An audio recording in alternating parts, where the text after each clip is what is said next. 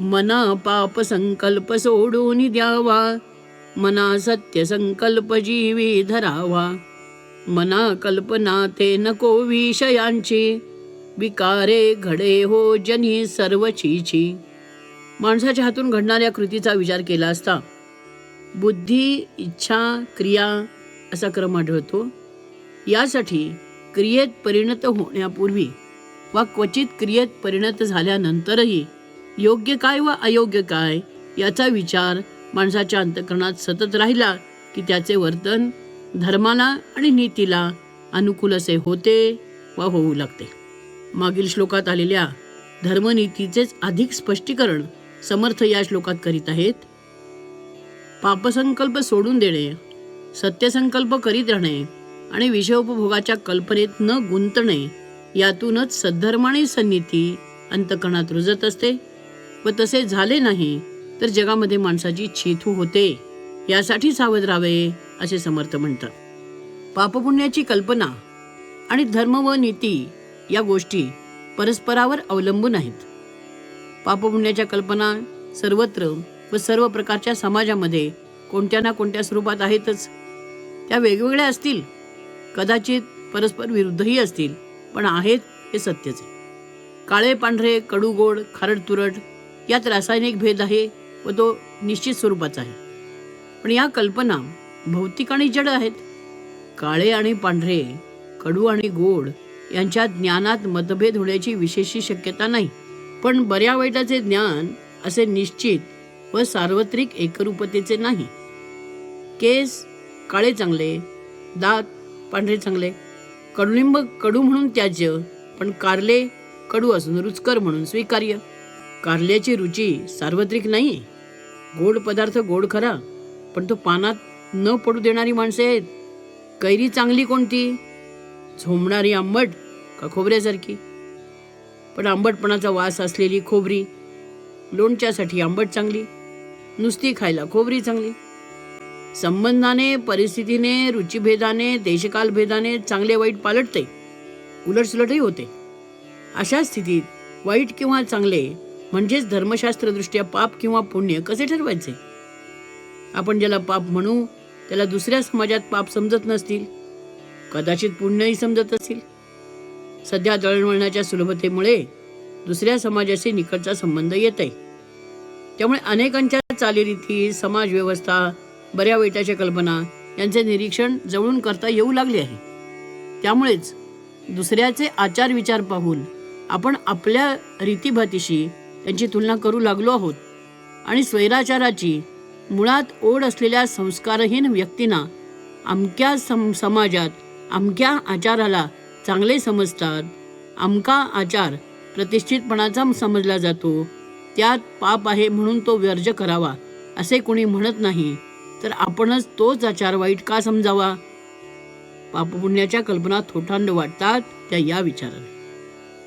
आचार विचारात, विधिनिषेधामध्ये चमत्कारिक विविधता आढळते हे खरेच.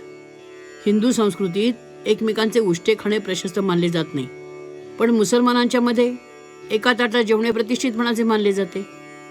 हिंदूमध्ये सगोत्रच काय, पण सपिंड विवाहही निषिद्ध मानला जातो. तर मुसलमान, ख्रिश्चन, ज्यू या समाजात चुलत बहिणीशी किंवा सावत्र बहिणीशी विवाह करता येतो असे म्हणतात. अगदी ब्राह्मणात सुद्धा या संबंधीचे आचार परस्पर विरुद्ध टोकाचे आहेत. कोकणस्थ ब्राह्मण जिला मामे बहीण म्हणतो, ती मामाची मुलगी ऋग्वेदी देशस्थ ब्राह्मणात विवाहासाठी योग्य मानतात, अधिकाराची समजतात. तर माध्यंदिन देशस्थात स्वतःच्या गोत्राप्रमाणेच मामाच्या गोत्रातली मुलगीही विवाहासाठी वर्ज्य मानली जाते. मग मामाच्या मुलीशी विवाह करण्याचा प्रश्नच उत्पन्न होत नाही. मांसाहार, मद्यपान यातही असेच आहे. पापपुण्याच्या कल्पनेप्रमाणे पाप करणारा मनुष्य नरकात जातो असे आहे, तर तीच कृती भिन्न समाजातील व्यक्तीने केल्यास तो स्वर्गात जातो असे कसे म्हणता येईल? बरे, असा विरोध असतो, विसंगती असते, म्हणून आपणास जे जिथे जसे करावेसे वाटेल ते ते चांगले म्हणून करावे, मान्य व्हावे, प्रतिष्ठित ठरावे असे तरी म्हणता येईल काय? आपल्या महाराष्ट्रात एकेकाळी दारूबंदीचे नियम कडक होते. इतर काही राज्यात दारूबंदी नव्हती. तेव्हा अमुक ठिकाणी दारू पिणे हा गुन्हा नाही, म्हणून मी इथेही दारू पिणार असे म्हणून कोणी प्रत्यक्ष तसे वागू लागला तर तो अपराधी ठरतो ना. आपल्या देशात वाहने रस्त्याच्या डावीकडून हाकावी असा नियम आहे. म्हणून आपल्याकडे तैलरथाची दिक्प्रेरक चाके वाहनाच्या उजवीकडे असतात. काही परदेशात रस्त्याच्या उजवीकडून चालणे हा नियम असतो. त्यांची वाहने त्या सोयीची डावीकडे दिक्प्रेरक असलेली असतात. क्वचित त्या गाड्या आपल्या देशातील रस्त्यावरूनही धावतात, पण डावीकडून वाहन चालवण्याचा नियम मात्र मोडता येत नाही. आपल्या देशात हिंदूंना द्विभार्या प्रतिबंधक कायदा लागू केला आहे. पण समतेच्या आणि न्यायाच्या घोषणा करणाऱ्या आपल्या निधर्मी शासनाने मुसलमानांना खुश करण्यासाठी सगळी लाज गुंडाळून मुसलमानांना मात्र या कायद्यातून वगळले आहे. आणि तरी या कायद्याचा भंग करणारा हिंदू हा अपराधी ठरावायचा तो ठरतोच. कायदे जसे आपण तर्कवाद काही केला तरी जे जिथे जसे असतील तसेच पाळतो, त्याप्रमाणेच पापपुण्याच्या कल्पनेचे समजले पाहिजे. मी भारतात आहे, महाराष्ट्रात आहे, हिंदू आहे, म्हणून इतरत्र तसे नसलेले कायदे जर माझ्यावर बंधनकारक असतात, त्यांचा भंग मी करू शकत नाही, तर पापपुण्याच्या बाबतीतही ज्या परंपरेत मी जन्माला आलो तिच्या मर्यादा मी पाळणे आवश्यकच मानले पाहिजे. गोष्ट मुळात चांगली की वाईट हे ठरवणे कठीण असते. पापपुण्याच्या कल्पना उलटसुलट होतात हेही खरेच, पण म्हणून पापपुण्याची कल्पनाच वाईट समजावी की काय विचारणारा कोणी नाही आणि प्रत्यक्ष परिणाम लक्षात येत नाहीत. म्हणून पापपुण्याच्या कल्पना आपण मोडू शकू, पण शासनाने घातलेल्या निर्बंधाच्या बाबतीत काय करणार? बहुमत निर्माण करून सत्ता हातात घेऊन कायदे हवे तसे बदलता येतात हे तत्वतः किती खरे असले तरी व्यक्तिचा अगतिकपणा उघडच असतो. मान्य नसलेला निर्बंधही या अगतिकपणाने पाळावाच लागतो. दुःख सोसावेच लागते. याचा अनुभव आपण गेली 25 वर्ष पुरेपूर घेतला आहे. यासाठी पापपुण्याच्या कल्पनांचा उपहास करण्याचे धोरण बुद्धिवादाने स्वीकारू नये हेच खरे. मतभेदास वाव राहिला तरी निर्बंध, नियम, शासन यांच्या वाचून समाजाची व्यवस्था टिकणार नाही. मग व्यक्तिशः थोडी अडचण सोसूनही आपण मर्यादा पाळतो. तसेच पापपुण्याचेही समजावे. पापपुण्यांच्या कल्पने वाचून समाजधारणा टिकूच शकणार नाही. चांगल्या वाईटाच्या पापपुण्याच्या काही कल्पना समाजातील बहुसंख्य माणसांच्या अंतःकरणात अजूनही टिकून आहेत. म्हणून शासनाची आणि निर्बंधाची प्रतिष्ठा अद्यापही थोडी तरी टिकून आहे. पापपुण्य ही कल्पनाच वाईट म्हटले तर आपल्याला जगताच येणार नाही. आपण समतेचा घोष भले करा, पण परमोच्च अवस्थेतील परमार्थाव्यतिरिक्त समता प्रस्थापित करीन म्हणणे हे थोतांड तरी आहे वा स्वप्नरंजन तरी आहे. वेदांताने मानलेल्या 3 सत्तांपैकी परमसत्य अशी जी पारमार्थिक सत्ता, ती त्यातच काय ती एकता समता खऱ्या अर्थाने नांदू शकते. इतर 2 ज्या प्रात्यभिक आणि व्यावहारिक सत्ता, त्यात समता मानताच येणार नाही. विविधता, सापेक्ष संबंधावर आधारलेले चांगले वाईट आणि विरोध या गोष्टी आचार विचारांच्या दृष्टीने पत्करल्या वाचून गती नाही. नित्य शुद्ध बुद्ध मुक्त स्वभाव असे जे ब्रह्म, ते जेव्हा जगताचे कारण म्हटले जाते तेव्हा ब्रह्मालाही शबलत्व आले असे म्हणण्यास वेदांत शास्त्र कचरत नाही. तर व्यवहाराधिष्ठित शास्त्रे चांगल्या वाईटाचा वा पापपुण्य कल्पनेचा त्याग कसा करणार? भिन्न भिन्न समाजात व भिन्न भिन्न देशकालात पापपुण्याच्या कल्पना वेगळ्या असतात हे खरे असले तरी त्यात मनमानी नसते. आपण योगायोग, अपघात, चान्स मानित नाही. निसर्गात आपण योजनाबद्धता मानतो, काही नियती मानतो. त्यामुळे पापपुण्याच्या कल्पनांच्या मागेही एक धोरण आहे, विचारांचे सूत्र आहे हे लक्षात घ्यायलाच हवे. माझ्या आवडीनिवडी या सर्वत्र प्रमाण धरून चालले तर आपत्ती येईल. माझ्याच प्रकृतीला ऊन सोसत नाही, एखाद्या प्रकृतीला थंडी सोसत नाही, आणि हे मी माझ्या आवडीनिवडीने व इतरांचे पाहून ठरवू शकत नाही. उंच आणि धिप्पाड असण्याचे काही फायदे आहेत, काही लाभ आहेत, पण कितीही प्रयत्न केला तरी जपानी माणूस पंजाबी माणसासारखा होणार नाही. प्रकृतीचे हे नियम जसे आपण अगतिकपणे मानतो तसेच संस्कृतीचे, सभ्यतेचे नियमही समाधानाने मानण्यास शिकले पाहिजे. मी भारतात हिंदू संस्कृतीत नियती म्हणून जन्माला येतो तर केवळ मला वाटते म्हणून त्यातील परंपरांचा त्याग मला करता येणार नाही. खालच्या कोर्टात दोषी ठरलेला माणूस वरच्या न्यायालयात निर्दोषी ठरतो. केव्हा केव्हा याच्या उलटही घडते. दोन्ही पक्षाचे वकील माझ्याच पक्षकाराचे म्हणणे योग्य आहे असे कायद्याचे आधार देऊनच सांगत असतात. जुन्या कायद्याच्या जागी संपूर्ण नवीन असा वेगळाच कायदा अधिकृतरित्या मान्य केला जातो. तरी पण व्यक्तिगणिक तिच्या आवडीनिवडी वा सोयी गैरसोयी पाहून कायदे बदलता येत नाहीत. तसेच पापपुण्याच्या कल्पनेचेही मानले पाहिजे. पापपुण्याच्या काही कल्पना पोरकट वाटल्या, उपहासार्ह वाटल्या, अर्थहीन वा हेतुशून्य वाटल्या तरी त्या मोडतानाही तेच दोष निर्माण होणार नाहीत याची काळजी व्यक्तीने घेतलीच पाहिजे. मला सगळेच समजते हा अहंकार तर व्यर्थच आहे, पण मला सगळेच समजू शकेल हा अहंकारही नेहमीच यथार्थ ठरणार नाही. ज्ञान मिळवावे, ज्ञान वाढवावे, आत्मविश्वासाने ज्ञानी होण्याचा प्रयत्न करावा, पण अहंकाराने कोणालाही तुच्छ लेखू नये.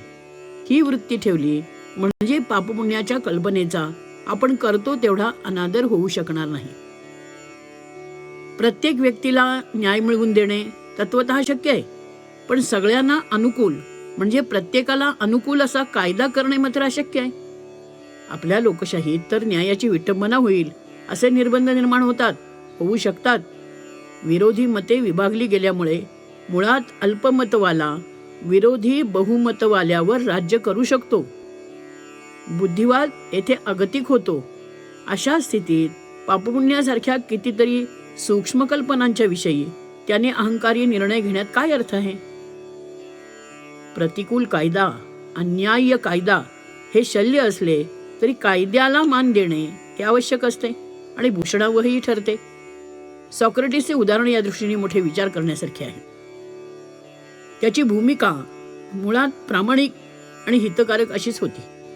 व्यापक दृष्टीने योग्य होती, पण ॲथेन्सच्या त्यावेळेच्या शासनाला सॉक्रेटिस डोईजड म्हणून नको होता. त्या शासनाने त्याला प्राणदंड दिला. सॉक्रेटिसने तो दंड निष्ठेने स्वीकारला.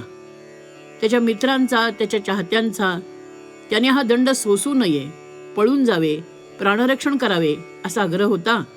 पण ॲथेन्सचा नागरिक म्हणून सॉक्रेटिसने मृत्यूची शिक्षा भोगण्याचेच पत्करले. ज्ञानेश्वर महाराज यासाठीच शास्त्राने सांगितले तर राज्याचाही त्याग करावा आणि विषालाही विरुद्ध म्हणून टाकू नये असे म्हणतात. शास्त्र म्हणेल सांडावे ते राज्यही तृण मानावे, जे घेववी ते न म्हणावे विषही विरुद्ध. एका वैद्याने लहान मुलाच्या तापावर त्याला अतिविष द्या असे सांगितले. मुलाची आई संस्कृत घेऊन BA झालेली. तिला वाटले एवढ्याशा मुलाला अतिविष कसे सोसेल. तिने आपले बाजारातून विष आणूनच त्याला दिले. आता त्या मुलाचे काय झाले असेल.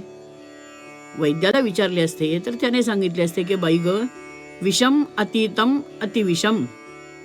वनस्पती दृष्ट्या जन्माने बचनागासारख्या विषाच्या वर्गातले असले तरी गुणाने विषत्व ओलांडून गेलेले असल्यामुळे त्याला अतिविष म्हणतात.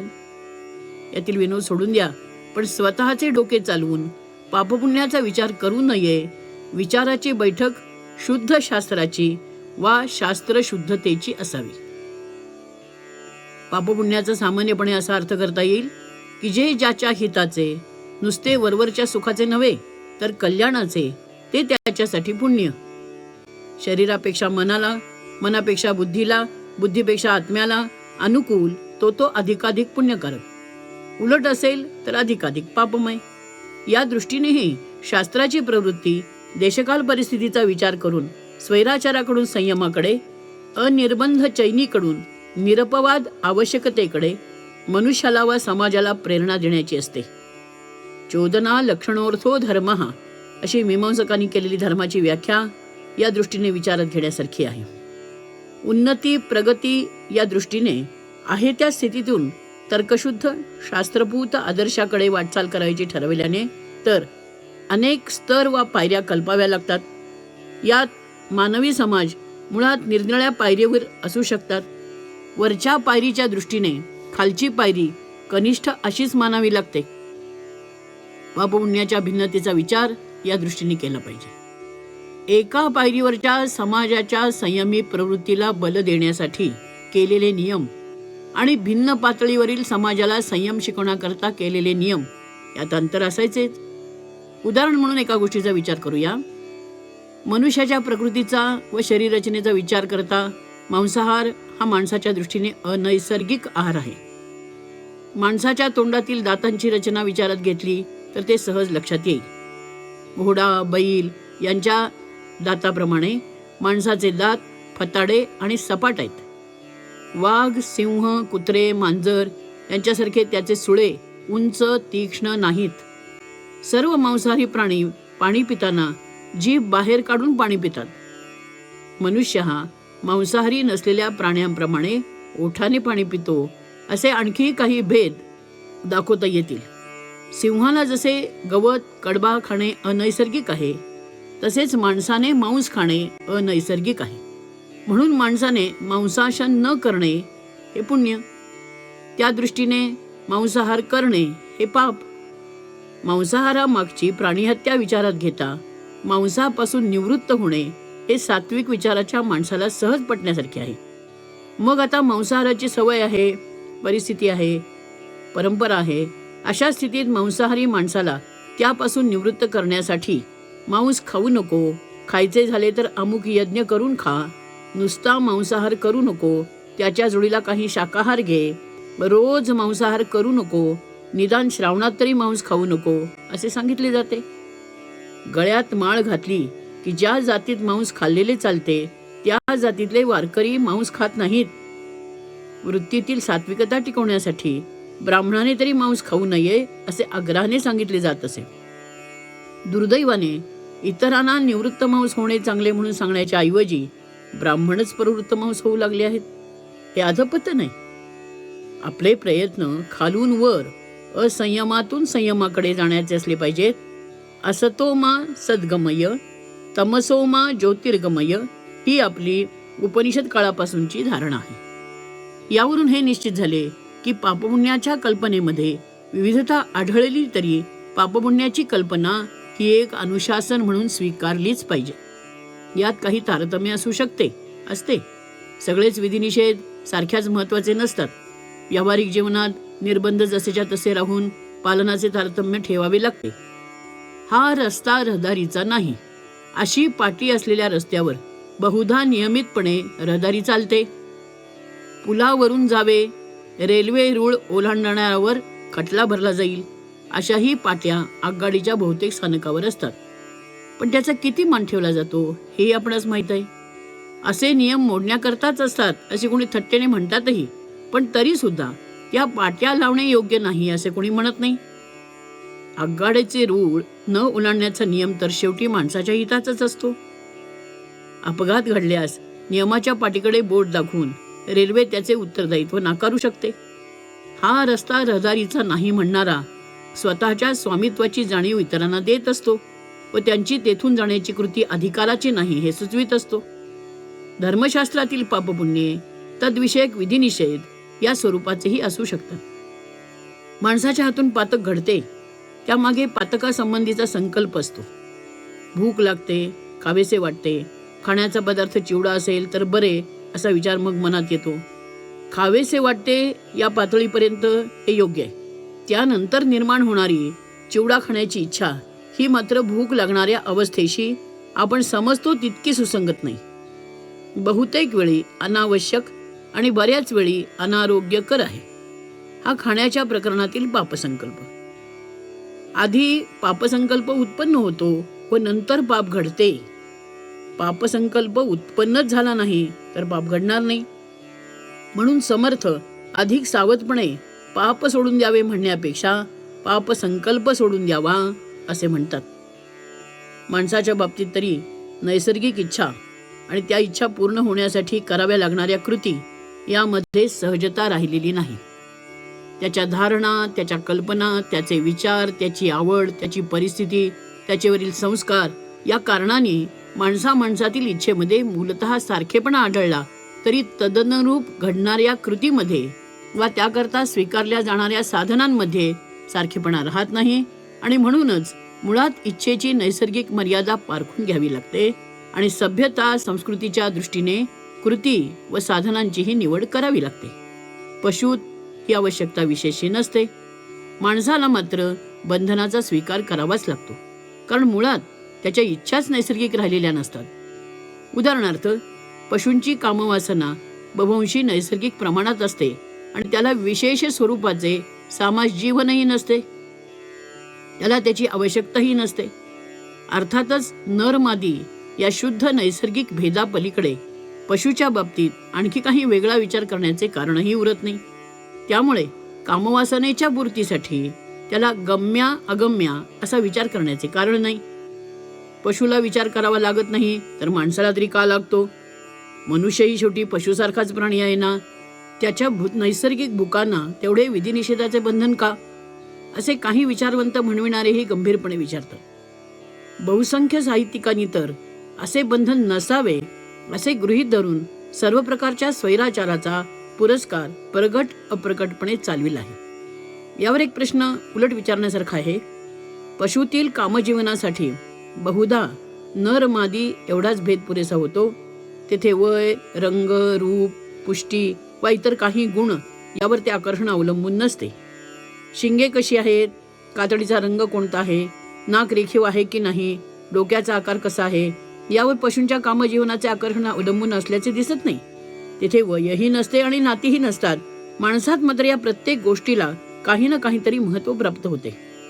केवळ स्त्रीत्व किंवा पुरुषत्व एवढाच आकर्षण विषय न राहता वय, रंग, रूप, बुद्धिमत्ता, सत्ता, संपत्ती, कर्तृत्व, विद्वत्ता, नृत्य, नाट्य, गीतादी कला यांच्यामुळे आकर्षणाचे स्वरूप पालटते, उणे अधिक होते. मिळाले ते नको वाटते, मिळालेले नाही ते हवे वाटते आणि याला केवळ नैसर्गिक प्रेरणांच्या पेक्षा काही वेगळ्याच प्रेरणा कारणीभूत होत असतात. आणि म्हणूनच या प्रेरणांना काही अनुशासन आवश्यक ठरते. पशूंच्या प्रगती परागतीचा विचार आवश्यक नाही, माणसांना तो आहे. समाज, शासन, सभ्यता, संस्कृती या सर्व गोष्टी माणसाला विचारात घ्याव्याच लागतात. त्या प्रत्येकाचे प्रत्यक्ष अप्रत्यक्ष असे काही विधिनिषेध असतात. मग संस्कृतीचा उत्कृष्ट भाग असा जो धर्म त्यातील विधिनिषेधांची म्हणजेच पुण्याची व पापाची तेवढी उपेक्षा करणे शहाणपणाचे ठरणारे नाही. माणसाला काही विशिष्ट रंग, रूप, गुणांचे आकर्षण राहते, त्याला ते हवे हवेसे वाटते, त्याचे चिंतन त्याच्या मनबुद्धीला व्यापून राहते आणि म्हणून समर्थ पापात्मक चिंतनाला म्हणजेच पापसंकल्पाला सोडून द्या म्हणतात. प्रत्यक्ष शरीराने घडणाऱ्या पापापेक्षाही पापाचे चिंतन परमार्थदृष्ट्या अधिक घातक ठरते. पातके पुन्हा पुन्हा घडत राहतात. याला मनाचा पापसंकल्प कारणीभूत असतो. म्हणून न्यायालयाच्या क्षेत्रात योजनापूर्वक घडलेल्या अपराध कृत्यांना शिक्षा अधिक असते. नुसतेच शरीर कोठेही असले तरी त्यात पातक नसते असे म्हणता येईल. पातक राहते ते मनबुद्धीच्या आश्रयाने.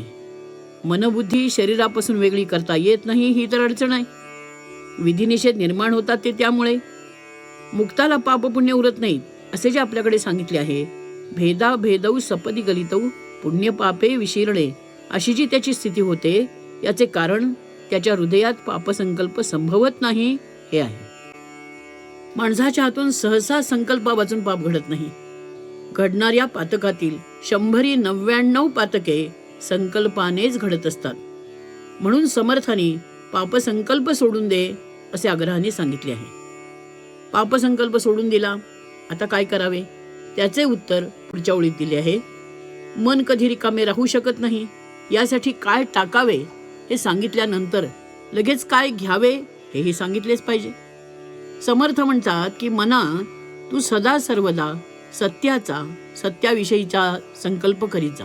हा सत्य संकल्पही नुसते काहीतरी चिंताव्याचे म्हणून चिंतू नकोस, तर सत्य संकल्प ही गोष्ट तुझ्या जीवात, हृदयात खोलवर जडली जाईल असे पहा. सत्य संकल्प हा तुझा जिव्हाळ्याचा विषय असू दे. आपल्यामध्ये काशीस जावे नित्य वदावे अशी एक म्हण आहे. शरीराच्या दौर्बल्याने व परिस्थितीच्या प्रतिकूलतेने चांगल्या गोष्टी प्रत्यक्षात लगेच घडवता येत नाहीत. तेव्हा निदान त्या संबंधीचे विचार तरी सतत मनात घोळवीत असावे. म्हणजे कधी ना कधी मनाची तत्संबंधीची आवड वाढत जाते व त्या प्रमाणात मन निग्रही होत जाते. मग शरीराकडूनही त्या गोष्टी घडविण्या इतकी उत्कटता वृत्तींना येते आणि नंतर कृती घडते.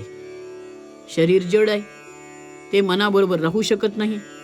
शरीराच्या हालचालीसाठी नित्याची सवय वा बलवान प्रेरणा पाठी असावी लागते.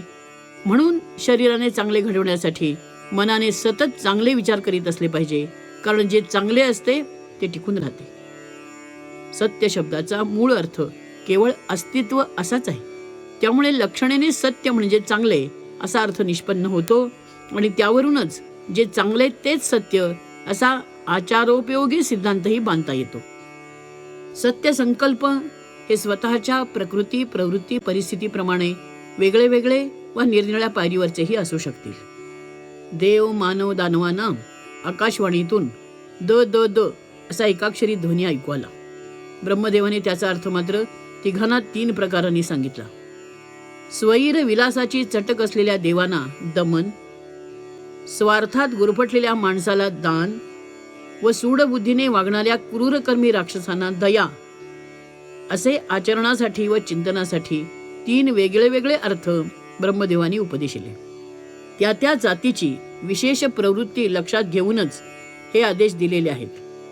मनुष्य स्वार्थी, त्याला स्वतःजवळचे सोडवत नाही, असलेले पुरे वाटत नाही, ही त्याची प्रवृत्ती कौटुंबिक, सामाजिक, राष्ट्रीय अस्वास्थ्यास आणि अनर्थास कारणीभूत होते.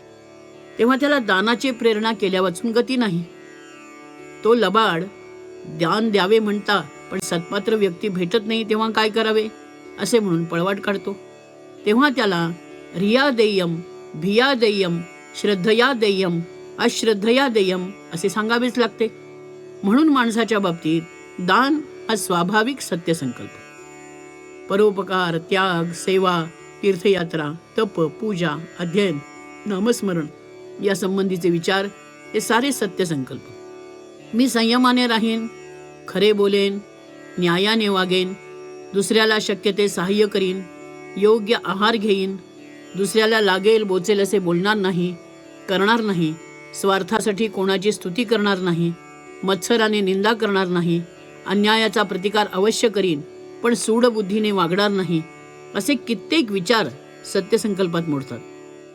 नियमितपणा, व्यवस्थितपणा, अनुशासन, उद्यमशीलता, स्वच्छता हेही सत्यसंकल्पाचे विषय होऊ शकतात.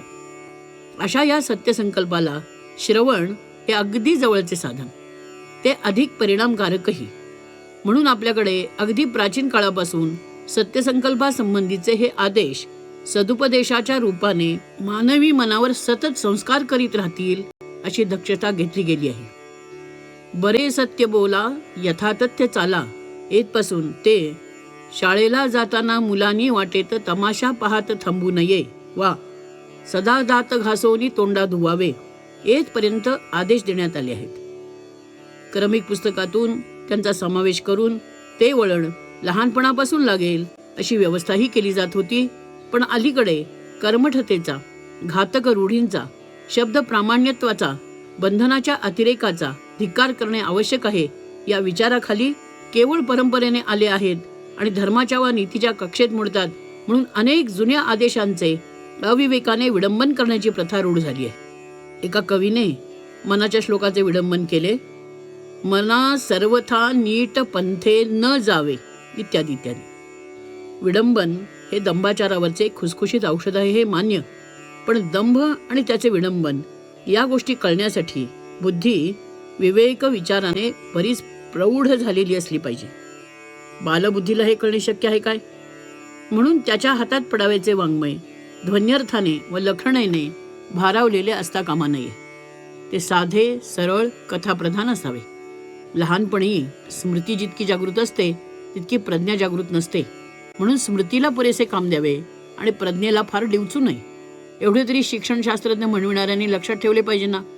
पण खेदाची गोष्ट अशी की आजची अनेक क्रमिक पुस्तके पाहिली की शिक्षण तज्ज्ञ म्हणविणारे नव्या नव्या खुळांना बळी पडत आहेत, खोल विचार करीत नाहीत असे म्हणावेसे वाटते. तू फार शहाणा आहेस या वाक्यातील दंश कळण्या इतके तरी सर्वसामान्य बुद्धीच्या मुलाचे वय वाढलेले असले पाहिजे ना. यासाठीच अनंत फंदीने सर्वसामान्यांचा विचार करून धोपट मार्गा सोडू नको असे सांगितले आहे. आपण मात्र विडंबन, वाकडेपणा, दंश याला साहित्य मानित आहोत की काय असे वाटू लागले आहे. ही वक्रता ललित साहित्याला शोभून दिसते हे मान्य केले तरी सत्यसंकल्प करीत असावा या आदेशाशी मात्र प्रतिकूल आहे. तेव्हा आर्जव, सरळपणा, प्रसाद, माधुर्य याच साहित्य गुणांचा सत्यसंकल्पाच्या वाढीसाठी अवलंब केला पाहिजे. चांगल्याचे चिंतन केले पाहिजे व वाईट विचारांचा त्याग केला पाहिजे. या दोन गोष्टी वेगवेगळ्या व स्वतंत्र नाहीत, त्या परस्पर पूरक आहेत. सात्विकता या एका नाण्याच्या या दोन बाजू आहेत असे म्हणता येईल. म्हणून दोन्ही अंगांनी प्रयत्न करीत राहिले पाहिजे. नाहीतर आवश्यकतेच्या नावाखाली संकल्पाला वाईट वळण कधी लागले ते कळणारही नाही. निसर्गतः शरीर, मन, बुद्धी यांना आपापल्या पातळीवर काही आवश्यकता असतात व त्या पुऱ्या करणेही इष्ट असते. आवश्यकतेच्या काटेकोर मर्यादेच्या आत अपेक्षांची पूर्तता करणे यात वाईट काहीच नाही. परंतु मोहाने ही मर्यादा कळत न कळत ओलांडली जाते. संकल्प, कल्पना, विषयासक्ती आणि विकृती, विकार या क्रमाने मूळच्या आवश्यकतेनुसार उत्पन्न झालेल्या अपेक्षेचा वा संकल्पाचा अधपात होऊ लागतो आणि त्याची परिणती शेवटी लोकांमध्ये अशा व्यक्तीची छितू होण्यात होते.